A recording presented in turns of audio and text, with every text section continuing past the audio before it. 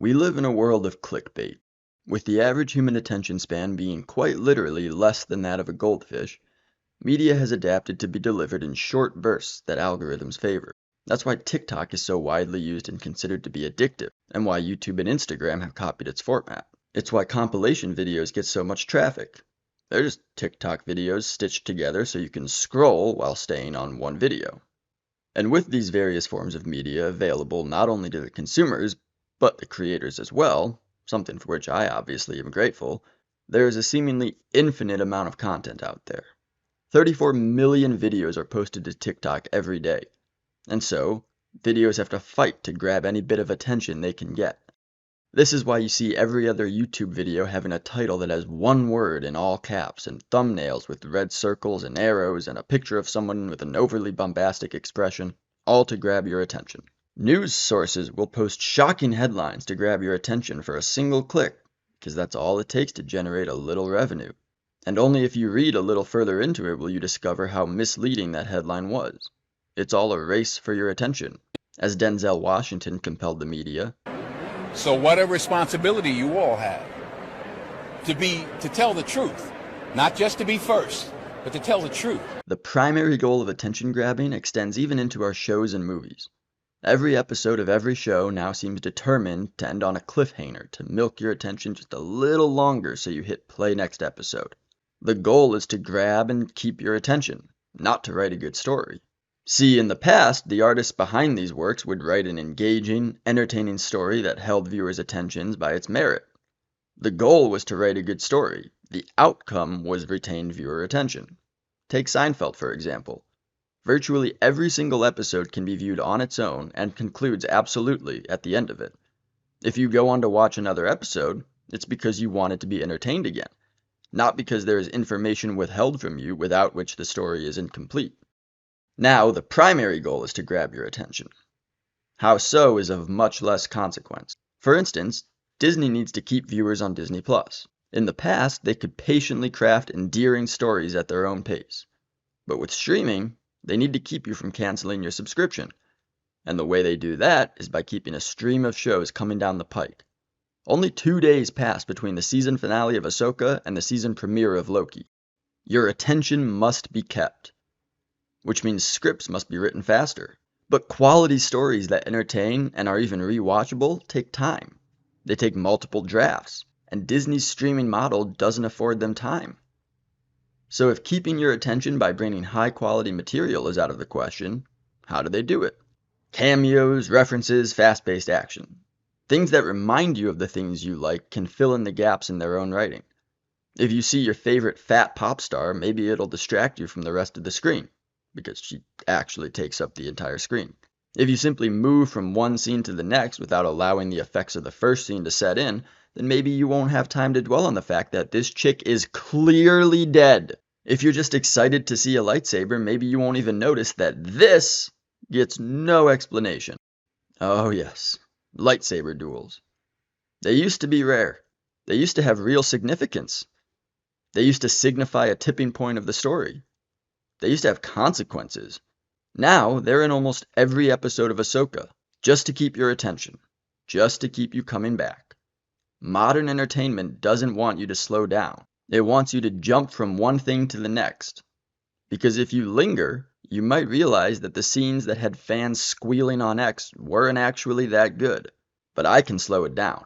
And I will, because, well, I was going to say because I have the time, but I really don't. It's because I love you. Yep, all three of you. So, let's take that scene from Ahsoka, rewind it, and slow it down. Hello, Snips. How is Anakin speaking to Ahsoka right now? Why is he not a Force ghost, like how Luke saw him at the end of Return of the Jedi? Is this a vision? A memory? This will all get cleared up, I'm sure, so I'll just leave it for then. What I have to go on for now is that Ahsoka is interacting with Anakin somehow. How will Ahsoka respond? What sorts of questions will she have? Will she blame him for the horrors he unleashed? Will she greet him as a long-lost older brother? Where did you learn to fight like that? My older brother taught me. Maybe. You look the same. Now, I covered just how and why this response is so insane in another video you should go check out. Is this seriously all Filoni could come up with? Honestly, surprised stuttering from Ahsoka would have been better than this. You lost a fight. Trust me. You lost. Balin's skull.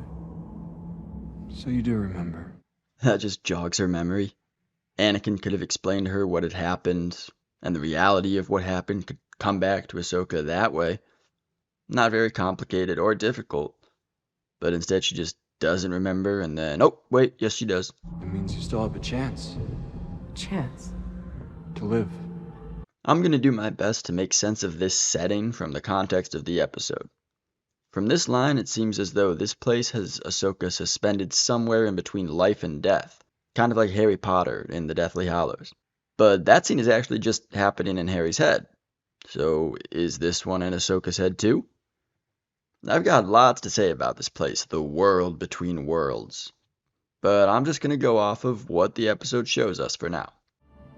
Tell me what's going on. Like you, I was fed up with the stoic arm-crossing Ahsoka back in episode 1. What is this demeanor? You really don't have any questions about Anakin, about Sabine, about yourself?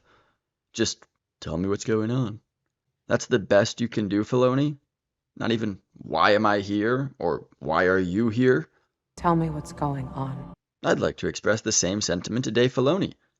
Tell me what's going on in this mythical get-out-of-jail-free realm. Live or die. This is it. This is the crux of the episode. The lesson Anakin is trying to teach Ahsoka. Everything that follows will be to expound upon and clarify this incredibly vague lesson.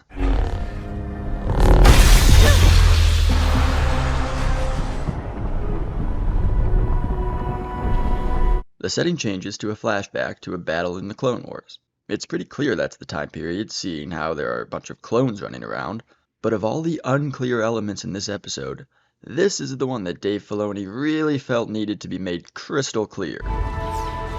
This is the Clone Wars! Now, obviously, that line is ridiculous. But to give it a charitable read, I guess it means that this isn't a memory. Or at least, not a normal memory. Current-day Ahsoka is reliving this in the body of 12-year-old Ahsoka. And perhaps this is future Anakin and past Anakin's body. But I still don't know who this Anakin is, and neither does the show. We lost so many. There's always a price to be paid. They were following my orders. I got them killed. This is war, Ahsoka. In this part of the scene, Anakin is striving to teach Ahsoka that victory in war has a cost. People die. And as a leader, those deaths are often on you. But that is what needs to happen. War is not won by peacekeepers. It's won by soldiers. And only by winning the war can you stop the bloodshed. And once again, I'm confused about the structure of this entire setting. Throughout this flashback sequence, the implied nature of it keeps flip-flopping. When Ahsoka says, This is the Clone Wars! Again, giving it a charitable read, she seems to be conveying that she is present-day Ahsoka living out past Ahsoka's life. When she asks, What about my training? And Anakin says, This is your training! They still seem to be referring to the lesson Anakin is trying to teach her now. But here, this seems like a direct memory. Ahsoka is learning this for the first time. She is far too shaken by this reality for this to be present-day Ahsoka. She saw losses far worse than this throughout the Clone Wars. She had to come to terms with this reality long ago. They were following my orders. I got them killed. If you go back to the Clone Wars show, then you'll find that Ahsoka learned this lesson in a completely different battle. She led a space battle where she recklessly pursued a goal that was out of her reach, and she lost many of her pilots because of it. But I failed. It was a trap, Snips. It wasn't your fault. I lost so many of my pilots. Take heart, little one. That's the reality of command. So why is this lesson coming up here in this battle? I refuse to believe it's for the benefit of those who didn't see the Clone Wars. The entire appeal of this show rests upon the two cartoons. What if I want to stop fighting? Then you'll die. I'm going to operate as though this is the lesson Anakin wishes to impart to Ahsoka. That to live means to fight. Now you may be saying, Sauce, what does it matter if this is present Ahsoka or past Ahsoka? The lesson is still the same, right? Well, it matters because if this is truly present-day Ahsoka asking these questions, it undermines her character's progression. If she is simply reliving this scene from her past, then these are struggles that a 12-year-old would be overwhelmed by. I still don't know why present-day Ahsoka would be seeing this again, but that's all it would be. If this is present-day Ahsoka saying these things, where on earth did it come from? She spent her formative years fighting in the Clone Wars. Then she helped the Rebel cause and continues today. Even in this season, she said she never settled in one place. Rather, she goes where she's needed, implying she's still helping to fight. She's acting like she's defeated, like she wants to call it quits. This is a complete about-face. It came out of nowhere. Now, in this moment, Ahsoka's galaxy is threatened by the return of Thrawn. Her resolve to fight would be and is as strong as ever. And in regards to having to teach her Padawan to fight, Sabina's been fighting her whole life as well. She isn't dooming her to a life she didn't sign up for.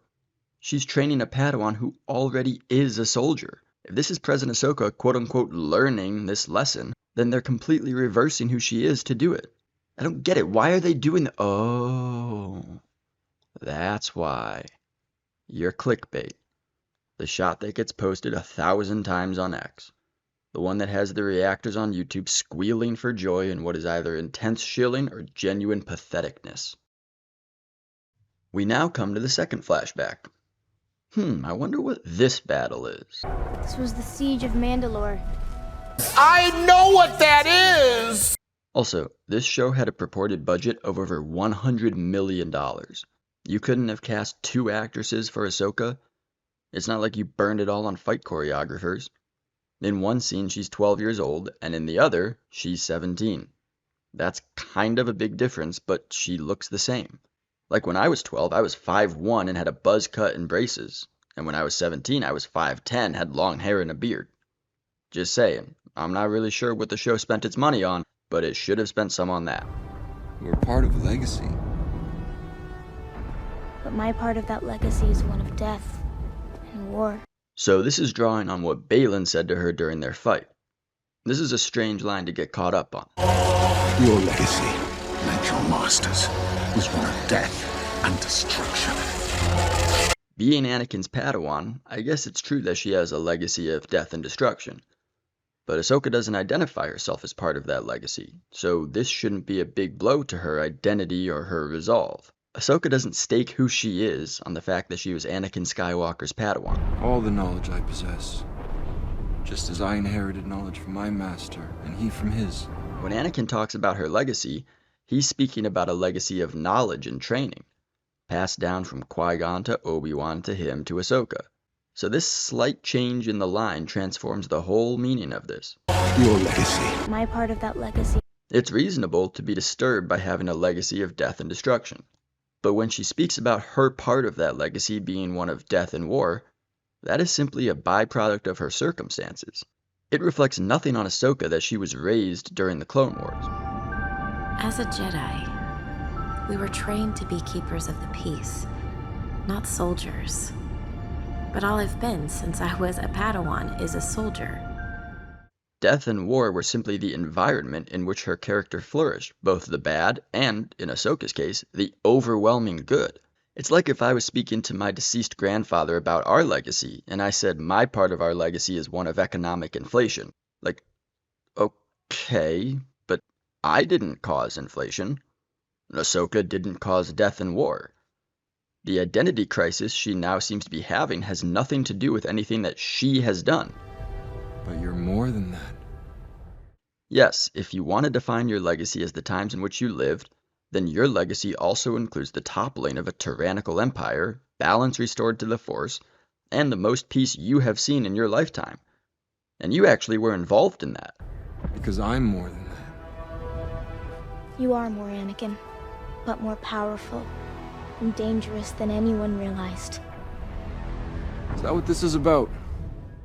Well, that's what this should all be about. All of their dialogue should be about Anakin's fall and redemption.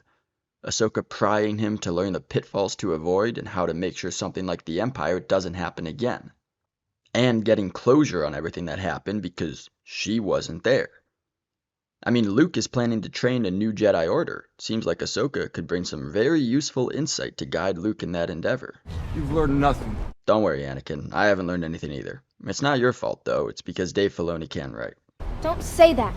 That is a child's response. This is supposed to be grown-up Ahsoka in the memory of young Ahsoka.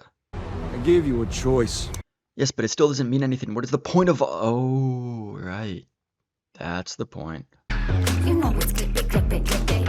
Anakin's red lightsaber, Sith eyes, terrorized face, this is what it's about. And, it pains me to say, seems like it worked. Hardly anyone in the immediate aftermath of this episode was talking about the lesson Ahsoka learned or even the world between worlds. It was all about this. And this is the shot everyone loved. Anakin momentarily flashing into Darth Vader. Now I could put another clip from Red Letter Media on the screen, and I will. I clapped when I saw Darth Vader! But I'm also going to point out that this shot, from a cinematography standpoint, is horrendous. This whole episode is just in your face with the things it thinks you want to see. So Anakin emerging from smoke with his red lightsaber, transforming into Vader and back again in a split second is on par. But it's so choppy. Anakin disappears and is replaced by a JPEG of Darth Vader while the lighting behind him flashes yellow instead of gray. With all the subtlety of... The droid we seek is aboard the Millennium Falcon, in the hands of your father, Han Solo. Or... Hey, I'm Tommy. That's Joe. Just some thoughts on alternatives. How about he's silhouetted and a bolt of lightning illuminates Vader's helmet? It disappears, go back to the silhouette for another second, and out comes Anakin from the darkness. Or a gust of wind blows and Vader's cape billows in the wind for a second. Just a couple thoughts that I came up with in under 2 minutes and with $0. And neither one is the cinematography version of being smacked in the face with a frying pan. You lack conviction. The Vader voice underlaid with Anakin's. How many times are we going to see this? Ahsoka. You didn't kill Anakin Skywalker. And the dialogue. Live or die. This is the Clone Wars! Incorrect. Trying to die. Now I fully understand why the writers were insistent that the studios guarantee they won't be replaced by AI. It's because they could easily be replaced by AI. I choose to live. There's hope for you yet. Okay, is that all she had to say this entire time for all of it to end? Well, see, she finally fought back. But she's been fighting back this entire time. She hasn't just let Anakin kill her. What did she do differently? It's not as though the deal was she had to kill Anakin to learn she had to be willing to go to the extreme to win in a fight and survive. She just had to say she wanted to live. So am I supposed to assume that in the beginning of this episode she wanted to die, and now she wants to live? I'm not going to go any further trying to dissect meaning out of a scene that itself doesn't know what it is. If you wanted to have Ahsoka learn a lesson here, it should have gone something like this. You set up in the preceding episodes that Ahsoka is weary. She has been fighting her whole life, and the idea of Thrawn's return frustrates her more than it frightens her. She simply hates fighting and she wants it to end. And when she loses the map, she questions what the point even is. She's spent her whole life fighting for others, risking her life, and now for those too weak-willed to take the initiative and fight for themselves. It seems as though her fighting is all for naught. Thrawn will return, and perhaps Ahsoka has earned the opportunity to retreat into solitude and live out the rest of her days in peace. They do think she's dead. Sure, it's selfish, but she's spent her life thinking about others. It's time she thought about herself. And then she speaks to Anakin. They speak about how his selfish choice created so much suffering that could have been avoided. Instead of imparting the lesson of fight or die, lol, he encourages her to continue to fight, because she's the only one who can. She was trained to be a warrior, and a rare one that wants peace. She's shown flashbacks from the Clone Wars from all the good they accomplished by fighting. How her fighting actually led to more life than death. The lesson can be a simple one. If you don't fight, no one else will be able to. Or... Look, when you can do the things that I can, but you don't, and then the bad things happen, they happen because of you. Or even... Isn't that the why we fight? So we can end the fight? So we get to go home? But they don't feel the need to put thought and effort into their scripts anymore. just shiny memories that keep your attention long enough to see what the next reference they drop will be. I just want to quickly touch on something I didn't know how to include in the rest of the script without stopping the whole thing to do it, although I mentioned it in passing.